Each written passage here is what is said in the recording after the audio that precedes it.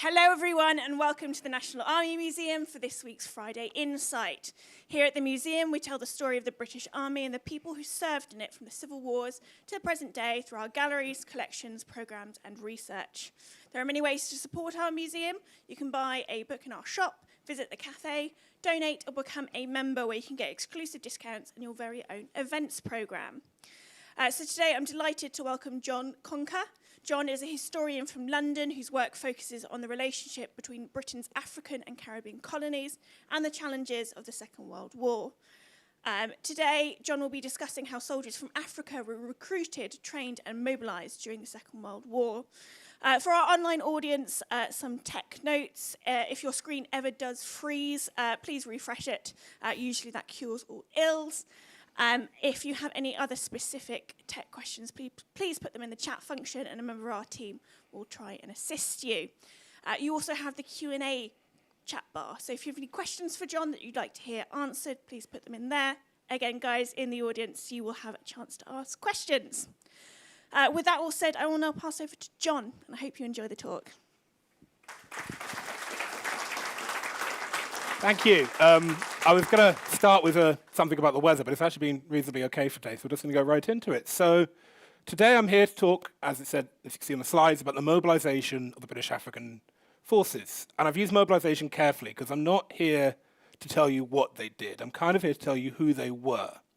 Because if you've encountered discussions of King's African Rifles, the West African Frontier Force, 81st African, in your reading about the Second World War or not, you tend to just get the very dry, what they did, the regimental records. There's very little about who they were and what these soldiers were. So what I wanted is to do the briefest, quickest overview possible of a continent being mobilized, and even basically a portion of a continent being mobilized. So you get an idea of what that portion of Britain's war effort looked like. And to start off with, we then have to go to what am I talking about? And I'm kind of going to focus in, again, because 45 minutes is not a lot of time once you start thinking about it, on these two main areas here, which are largely British West Africa, if you're looking online and looking to the map on the left side, and British East Africa, which is the map on the right. Now, British West Africa, and this is a First World War map, so it's still got the German colonies on. I couldn't find a newer one that I can get cheaply. Consisted of the Gambia on the far left, Sierra Leone, then the Gold Coast, modern-day Ghana, Togoland, and Nigeria, as well as Cameroon, which was technically a high commission state. I could go on for ages about this, I won't. These colonies were where the West African Frontier Force was raised, and this was 8 battalions formed as separate regiments. Why this exists is a complicated question of imperial policing, which is more to do with fighting the French than fighting the Italians or the Japanese, so I won't go too much into it. But this is largely where the West African Frontier Forces are raised. On the right-hand map, you have British East Africa, which consisted of Kenya, Uganda, and the Mandate of Tanganyika, or Tanzania in present day, as well as Zanzibar. And this was again, a conjugation of different colonial assets, acquired at different periods.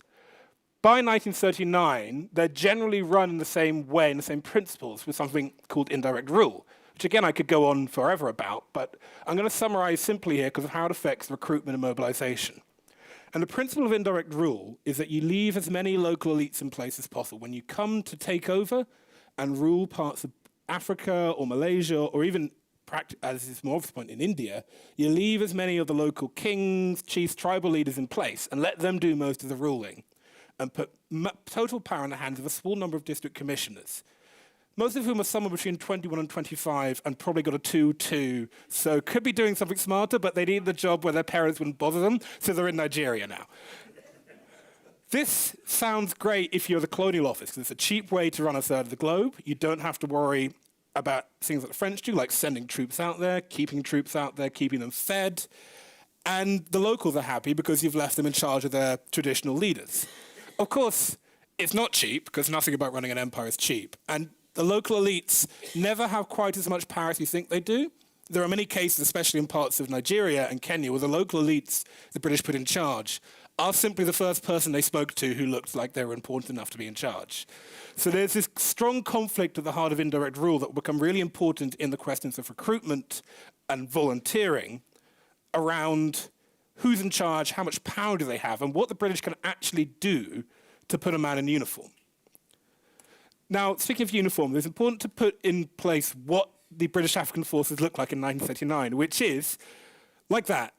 There was a strong, even up till the 1939, British soldiers in Africa were dressed largely like this. If they weren't wearing the red waistcoat in duty, they were still wearing the fez-like cap. Most of them did not, in fact, have sandals or shoes. And they were equipped as light infantrymen. Rifles, no mortars, if they were lucky, Lewis machine guns, some light howitzers. But by and large, the 15,000 men of the West Africa Frontier Force, the King's African Rifles, and the additional Sudan Corps, Somalia Land Forces, and North Rhodesia Regiment were light infantrymen.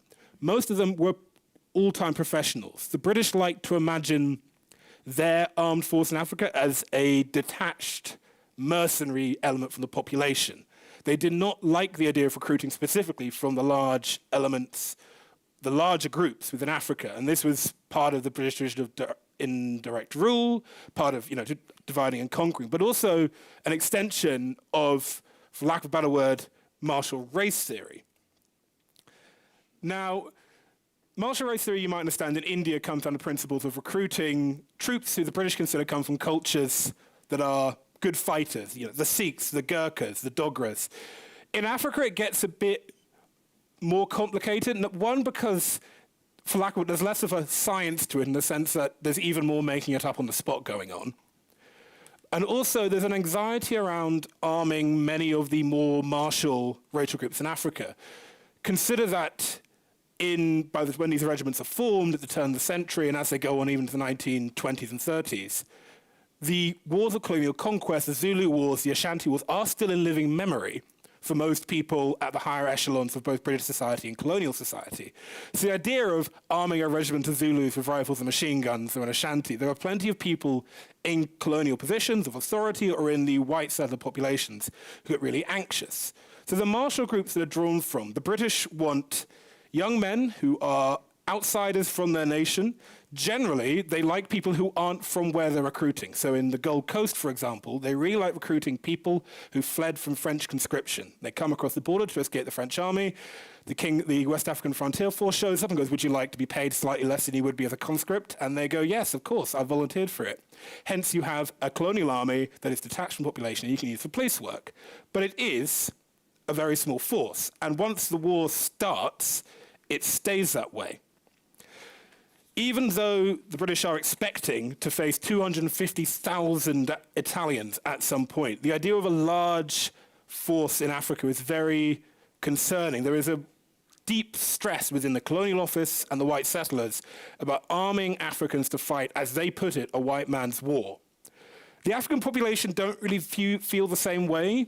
Those with access to education, who can read, who can listen to the wireless, are pretty understanding of what war with Hitler means and what it will mean if Hitler wins.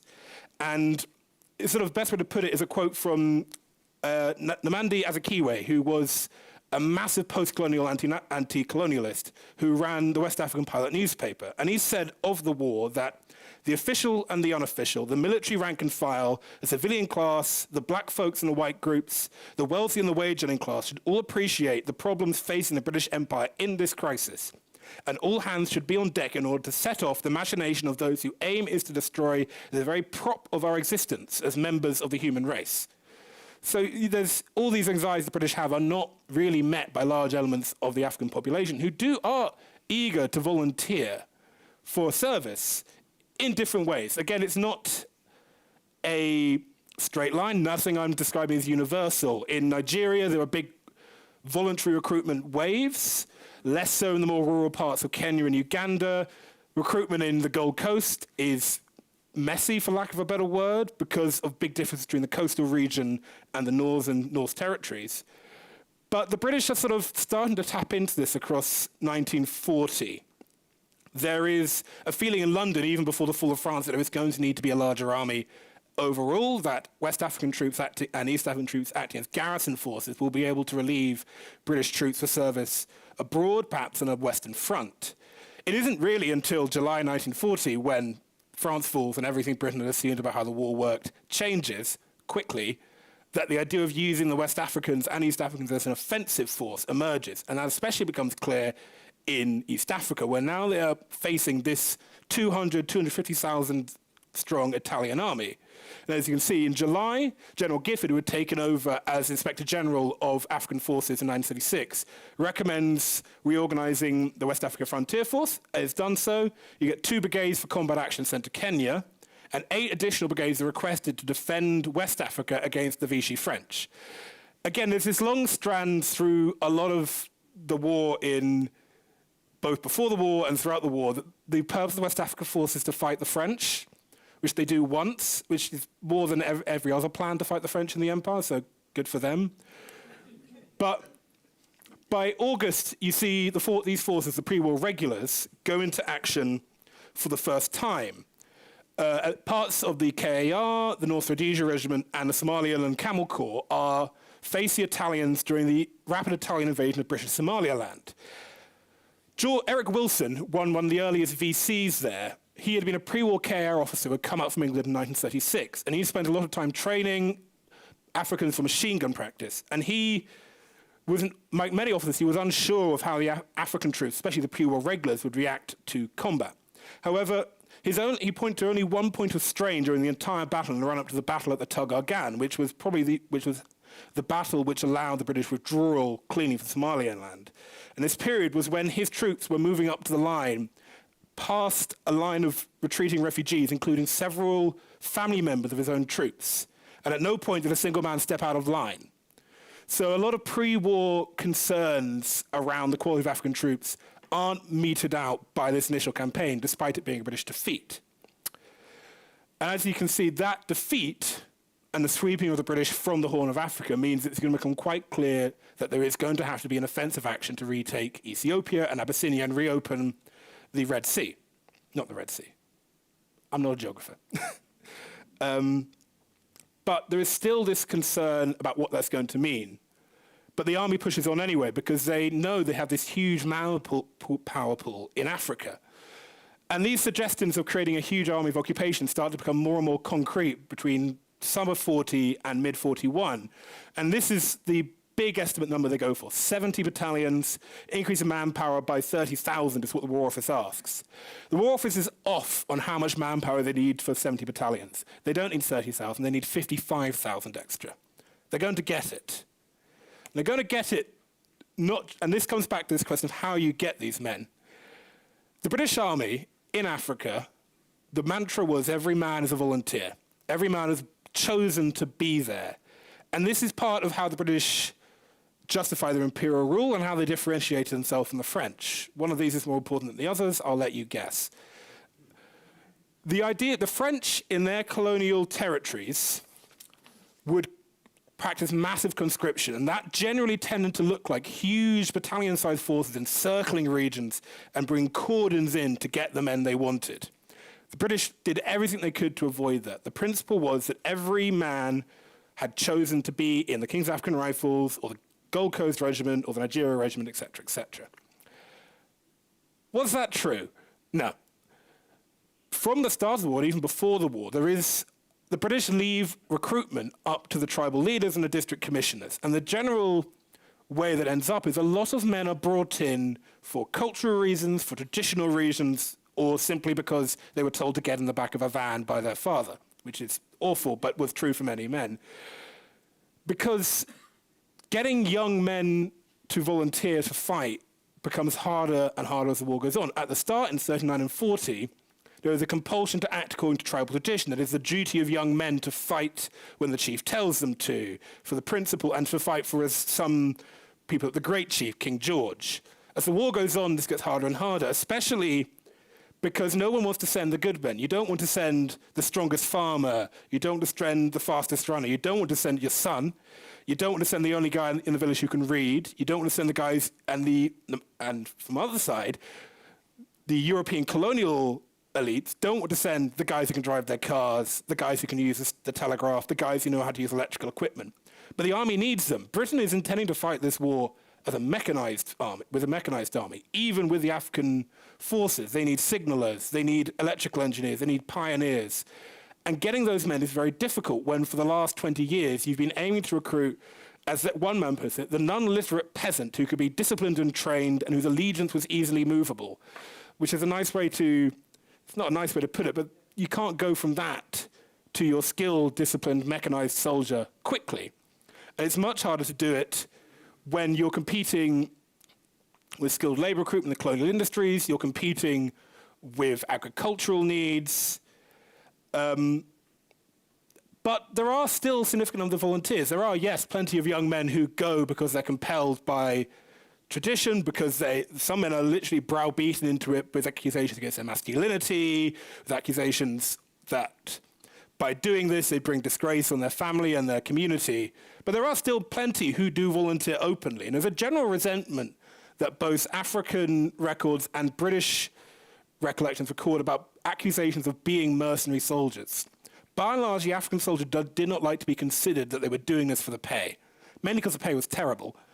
But generally, they understood that there was a cause to be fought for, whether that was a man in the foxhole or for the freedom of Africa or the freedom of the world.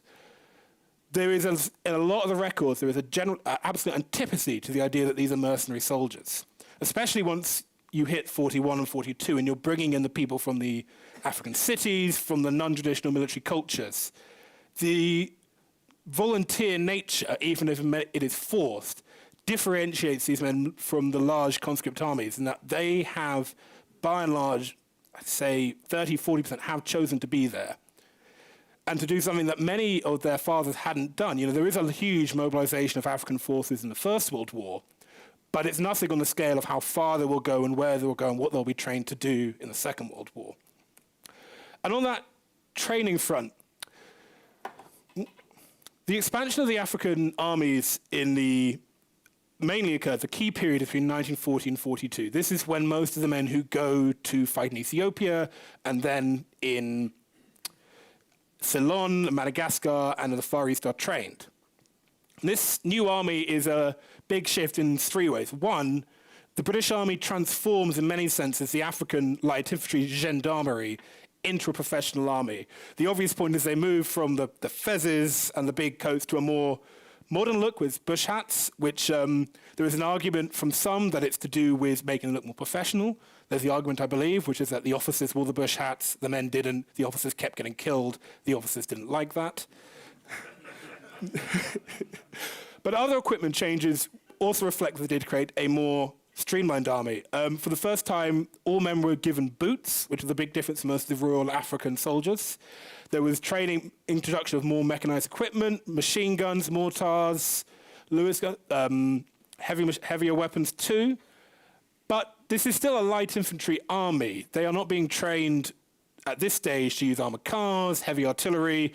No one's letting them anywhere near a tank, for example. But it is still a new army that's being created, but it's got problems. For a start, most of these African personnel have never lived a sedentary life, a proper, as Winston said, European sedentary life before. You have, of course, traditional agricultural life, but even that is itinerant and is not regimented. And even with the arrival of modern European industry, the labour force that creates is completely itinerant. You follow where there's work. In the summer, you might work in the southern part of Rhodesia, North Rhodesia. In the winter, you might end up working on the docks in Mombasa, and so on and so forth. The army is the first time most young African men have got up, had 3 meals a day, had the same day, 5 days a week. So the first time most of them had regular meals, first time most have been disciplined trained.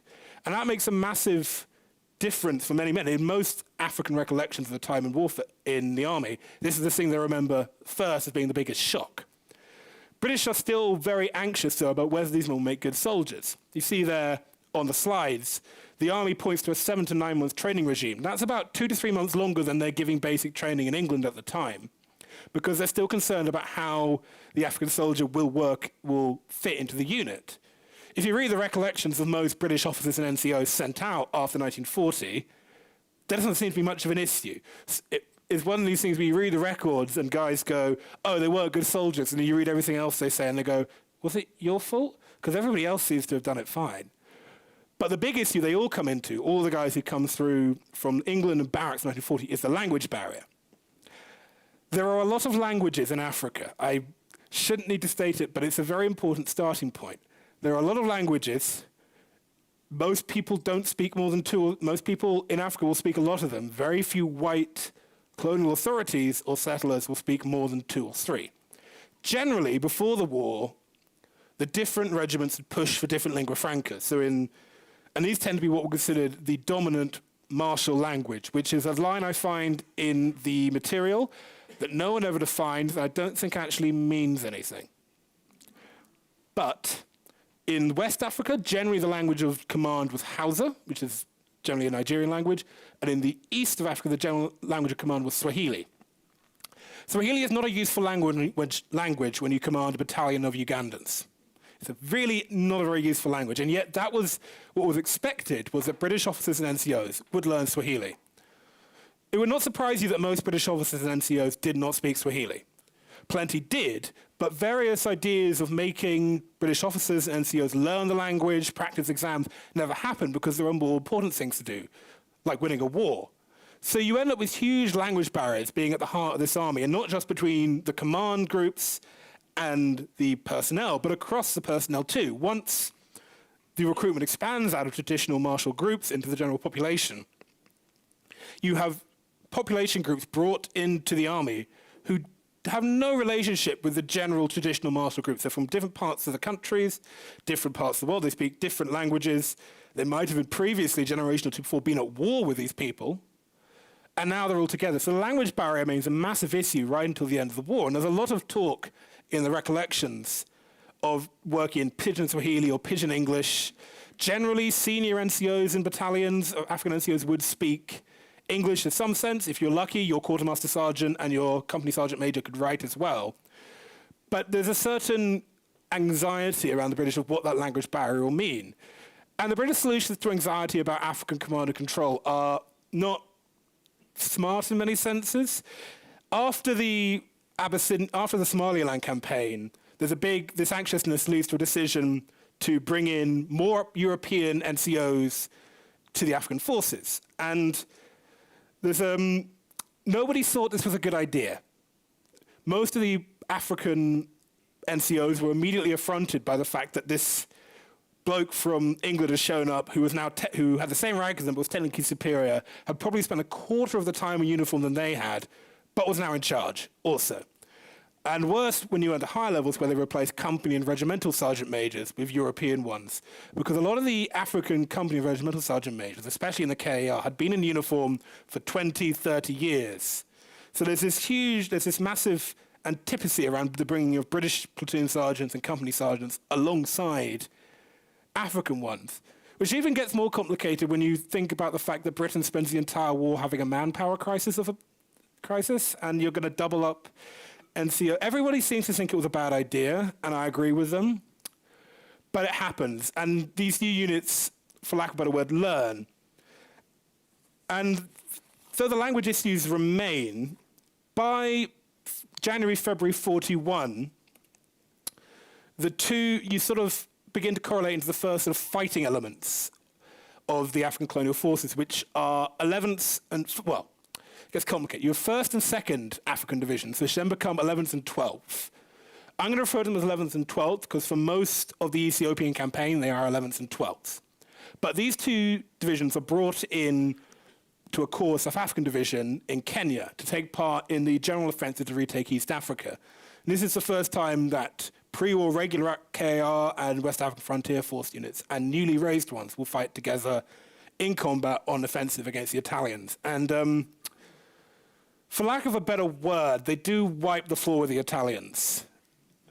I'm not going to go into great detail on the East African campaign, except to say that I read enough to think I might write a book on it at some point. But the two divisions act very well on the offensive together.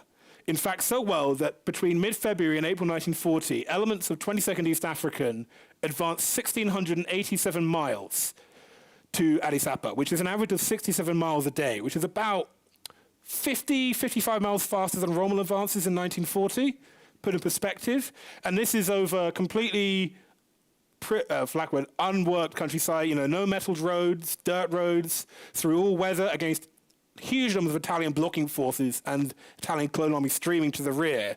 And they're moving in sort of battalion advances, and I say advances, descriptions of basically 30 trucks with guns and armored cars beating it like hell for leather with no orders except to go forward. And the speed of this advance is so quick that when General Wavell messages Alan Cunningham, who's running the corps, whether he's taking Mogadishu, Cunningham's reply is simply, "I've got it."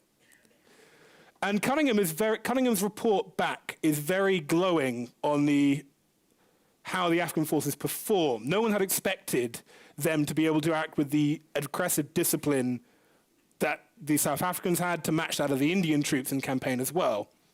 Patrick Leslie, who was seconded from the Devonshire, summarised his time on campaign as such. In physical endurance, the African soldier was second to none. In attack, their morale was excellent, and they were ruthless in hand-to-hand fighting. In defence, they were less reliable, though I am sure this is not an uncommon failing. African signallers, I'm told, were incredibly fast transmitters. And yet, the African soldier felt very unsure about our practice of taking prisoners. Their job was to fight and kill the enemy, not to hold them captive. Now, the campaign in East Africa ends in a triumph for British forces. It's probably one of the most unknown but biggest successes of the army at the time. It's also the reason that Alan Cunningham gets given 8th Army in Operation Crusader, which he then proceeds to lose. If you've ever wondered why he was given that despite being not that good at it, it's because he'd done that. He'd advanced 1,700 miles in 2 and a bit months. But the British are very proud of such campaign, and the African troops who've done that, many of them view that as the job being done. They move into occupation duty in Abyssinia, which is not a pleasant experience for anyone involved. You've got to imagine there's no ENSA, there's no mobile cinemas, there's very little going on except making sure the Italian POWs and internees haven't escaped, which they do a lot. Discipline reaches a very, very low level during this period, and I'm going to come back to that, because for most of 42, there's a sort of transition moment in the African forces.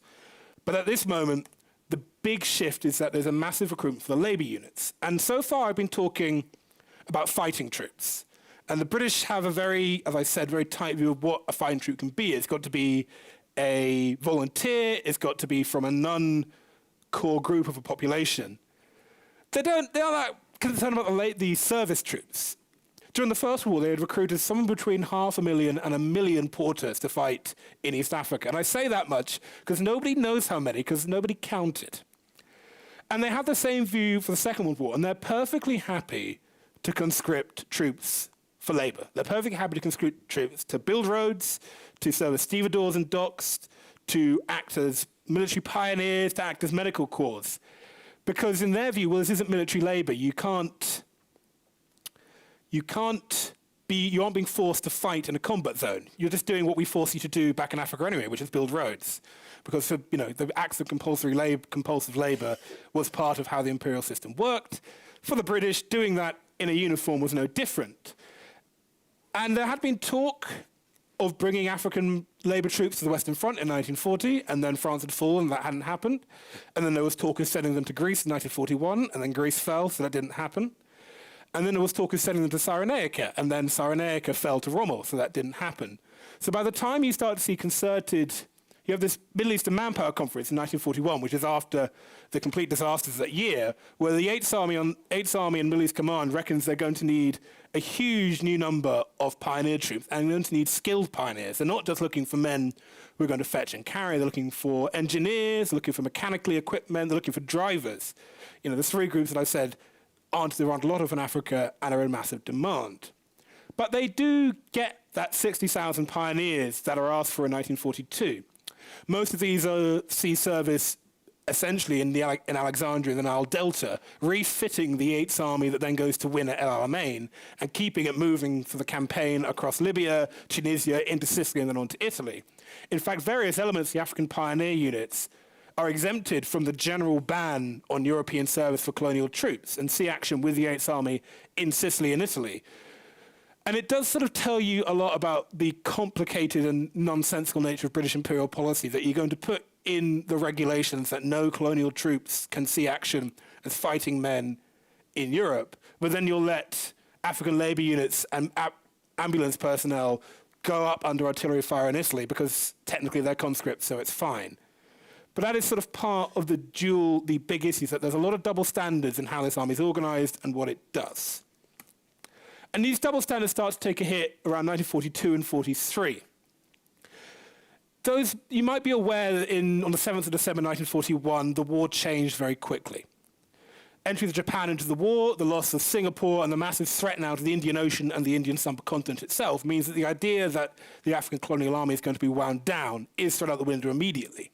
And the other thing that comes with that and the American entry into the war is the African population, the African soldier, is no longer willing to sign up for the Great White Chief, as they refer to King George. There is a reassessment of what the African role will be and what the promise to the African soldier and the African people will be. The Atlantic Charter has promised that the war will deliver a new world, and the African population would like to be part of that new world. And by 42, that antipathy, that desire to want something, and that antipathy towards fighting for Britain is being reflected in recruitment and in the quality of soldiers. There are huge discipline issues. There is a mass refusal, which is a polite term for mutiny when nobody dies, in Somaliland and Addis Ababa. This is resolved peacefully. There's another more violent mutiny in which several of the ringleaders are sentenced to be executed, even though they're commuted. And there's this view within Africa, within various parts of the army and the African population, the British are going to hang them out to dry. And this gets quite dire. In one circumstance, an African battalion sends a letter to its CO going, if you send us to Madagascar, we will shoot you ourselves. They don't. They go to Madagascar. They do quite well in Madagascar, but that's kind of the level of antipathy towards British leadership you're at by 1942-43, which is when basically London decides they're going to fix everything, because London seems to know what it's doing. At least they tell themselves that. So the War Office, the Colonial Office, and the Ministry of Information come together to take control of how Africa's going to be mobilized from now on, how it's going to be recruited. They're tying recruitment campaigns into, I've called it a multimedia propaganda campaign, which makes it sound very swish and modern. I'm talking about mobile cinemas, I'm talking about radio broadcasts, I'm talking about pamphleteering, talking about proper scripts to get to recruitment officers. It's very ambitious. There's a couple of these mobile cinemas that are sent by boat to South Africa and then driven from there to northern Kenya, because it's the quickest way to get them there, apparently. I don't want to be that driver. I wouldn't want to do that in a mobile cinema. But these projects emphasize the role of all imperial subjects in the new post-war order. And there's that quote there, which is directly drawn from a Ministry of Information directive. It is of great importance to overcome any trace of the feeling of West Africans, both educated and uneducated. This is the white man's war. They must be helped to grasp the immediate bearing of the war in their daily lives, and they must be made to feel that British people regard them as full partners in the common effort to defeat Hitler. Which gives you pieces like this, which is one of my favourite of a collection. And this, what do the British want the African to think? It's this. It's a proper, how is Britain on the left there? You've got how does Britain rule you? What will the Germans do? And it's remarkable. This is one of three. They were distributed across all of West Africa. How many people read them is a very difficult thing to work out, because nobody quite knows at this point how many people in the colonies can read. The Nigerian government estimates that somewhere between 11 and 16,000 people can read in 1943 out of a population of 20 million. But the hope was that those who could read would be able to pass this message on. These were distributed especially to places like schools, to technical colleges, doctors' offices, to priests who would be able to work these into homilies and the like. But this is the sort of direction that Britain is going by 43, 44 in terms of how they're selling the war. But there are other ways that the African colonial forces, African war effort is changing by this point. You can see African forces are reorganized through New Burma. 11th and 12th African divisions are reorganized, the 12th is disbanded, and you create 81st and 82nd West African, which are formed as light infantry divisions, the principle being that if you strip them as much of the mechanized equipment, they'd be able to more ably fight in Southeast Asia. What also comes from this is the concept of Africanization. Nobody knows what Africanization really means. The principle, and I say that because nobody has the same definition of it. The principle is the reduction of as much of the white British other ranks, so no reduction number of NCOs, reduction number of private soldiers within these forces, and their replacement with, as they put it, native personnel, with Africans within the division. What this means practically is you're going to need a lot more drivers, you're going to need a lot more literate men, you need a lot more skilled men, and you're going to need a lot more NCOs. So you see a big shift towards drivers. A lot more drivers are recruited in this period. There's a big shift, for example, in Kenya to recruiting from the Kikuyu people, who have been who generally aren't recruited so much at this point because they're not considered good soldiers. We'll come back to the Kikuyu people and being good soldiers later. But by this point, you also see a big shift in principles around leadership. So this is when you introduce a rank, what they call the Warrant Officer Platoon Commander, which is essentially, we want to make African NCOs officers, but the War Office won't let us. You do get one officer, Seth Anthony, from the Gold Coast, modern day Ghana. He goes to Sandhurst. He's given a King's Commission. He is the only African-born soldier to be given a King's Commission during the war. But the introduction of the African Platoon Commander as a rank between officer and sergeant is very popular with loaned white officers. It's less popular with the colonial officers, those who've been born or lived in Kenya or West Africa. But with those who've come across from Britain, they think it massively improves quality of leadership. And for the Africans who for years now have been complaining about the lack of native officers, native NCOs, even as far, I mean, there was a big fight in 43 over right to local priests. The introduction of the Warrant Officer Platoon Commander is a big shift, but there are still attitudes to race within recruitment, within soldiers that affect discipline. There is, as I said, there were discipline issues and mutinies in East Africa. There was a second mutiny in Ceylon, and there were multiple mass refusals from soldiers in East Africa, in Southeast Asia itself. Yet, this does not seem to have affected the quality of their service in Southeast Asia. I'm not going to go into that because that's another 45-minute talk or a book by Rob Lyman. I'd recommend the book by Rob Lyman. It's much more comprehensive. It's sort of this thick. But though the 81st and 82nd, despite largely being formed from fresh units, despite having never fought as a division before, despite not fighting for a division as a long time in Southeast Asia, performs admirably and remains cut out from many elements of the traditional history. Now, one officer would say simply of it, they went in anonymously, they marched out anonymously, and they have left their own dead there anonymously behind them. They remain anonymous in all the written records of the Far East War. That's lines from the late 50s. I think it's definitely changed now, but the general narrative, of course, is that they aren't present. They play a vital role, not just as fighting troops, but as service troops in keeping 14th Army, keeping the Chindits going in the jungle. So the war ends, and there are about 500,000 African colonial forces in uniform. That's across Africa, and across the Middle East, and across Southeast Asia. And that doesn't include the huge number of local forces raised to replace service personnel. There's huge numbers, I haven't even gone to talk about, of African Home Guard units, Naval Patrol units, protecting the huge number of British ports across Africa. There's huge numbers involved in building the air train of airfields that ran across East Africa to ferry aircraft from the United States. And demobilizing them is going to be very difficult. The demobilization of British forces worldwide was an incredibly messy, difficult, and in some cases violent process, just getting them back to Britain. And the African repatriation is right at the bottom.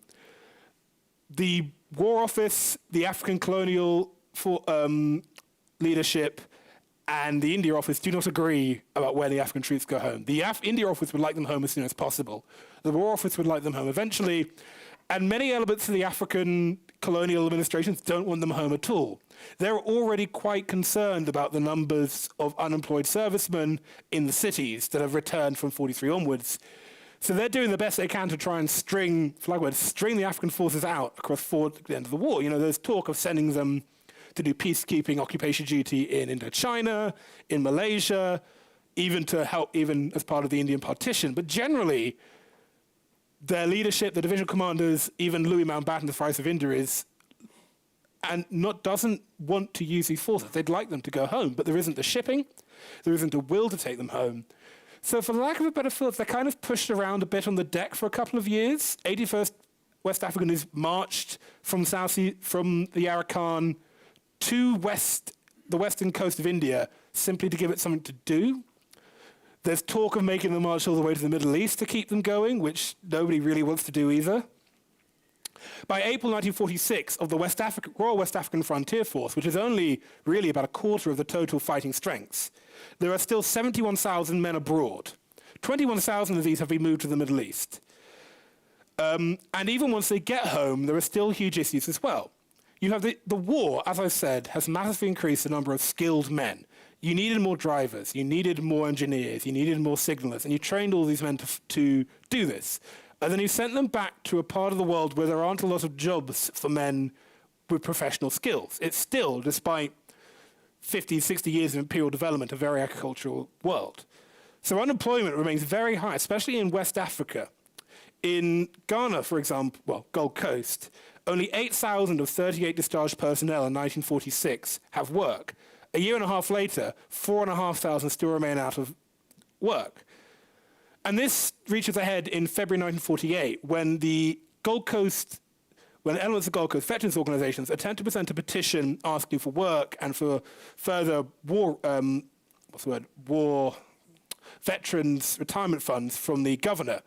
And the chief of police at Accra panics and orders his police to open fire and kills 3 ex-servicemen who've seen action in Southeast Asia. There were 5 days of riots in February and April 1948. Key leaders of the various anti-colonial movements were all arrested, which makes massive heroes of them all.